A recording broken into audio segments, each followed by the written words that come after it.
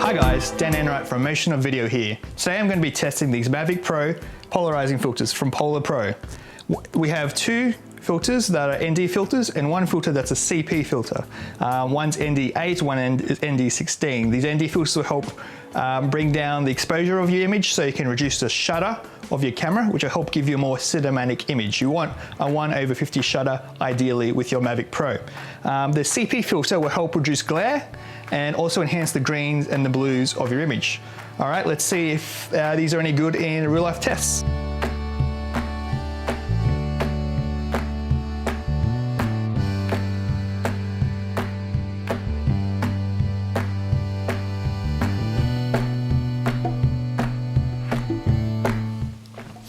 All right, so here's a small problem with these PolarPro filters.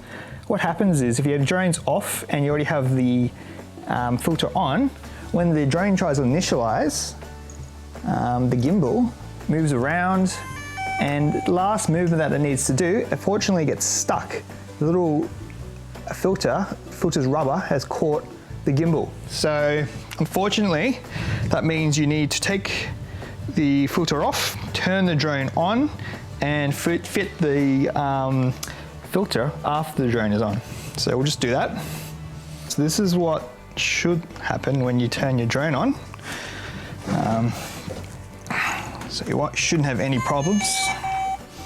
Like before, it won't get stuck as you'll see. There you go. So now you just get your filter, put your finger, just put it behind the gimbal so it's not moving, and slowly just press it on. Might want to give it a bit of a turn. Just be careful not to push too much pressure. You don't want to damage the gimbal. They're quite fragile. So it's on there, so it clicks on. You hear a little click, which unfortunately you probably couldn't hear in the audio there, but you'll hear a click and then you're good to go. All right, now we need to know how circular polarized filters work. Circular polarizers only work when you rotate them on top of the lens. So at a certain angle, they will be switched off effectively. But if you rotate them, you can see that the blues and the greens become darker and also has reduced glare.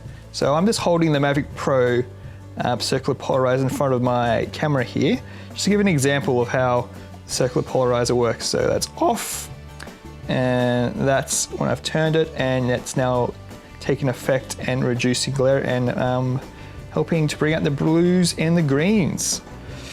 All right, so, but of course this is not important. We need to see what it looks like on the Mavic Pro and to make sure we haven't lost any sharpness. As you can see, the sharpness on all three is relatively the same, so it's good to know that the filters aren't impeding on the image quality. As we pan to the right here, we can see that the circular polarizer is helping make those blues a little bit darker and deeper, and those greens slightly richer. The neutral density filter is also helping preserve those highlights in the clouds, as we can see on the no filter that those highlights are unfortunately blowing out. So these filters are definitely doing their job. So why is the lower shutter speed important? Well, here are two examples. One with a shutter of 1/50 and the other with a shutter of 1/500. As you can see, the footage with the higher shutter speed has almost no motion blur, giving it a more digital video feel. To give the footage a more cinematic feel, you need to add more motion blur, as seen in the clip with the shutter of 1/50. If we pause the footage, we can easily notice this difference in motion blur. Watch any Hollywood film and pause it during a moment where the camera is quickly moving. I can guarantee that you'll see similar motion blur as shown above.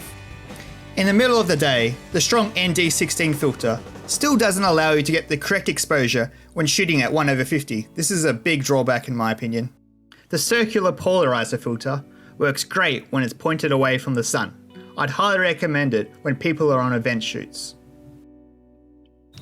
Thanks for watching. Until next time, this is Dan Enright from Motion of Video.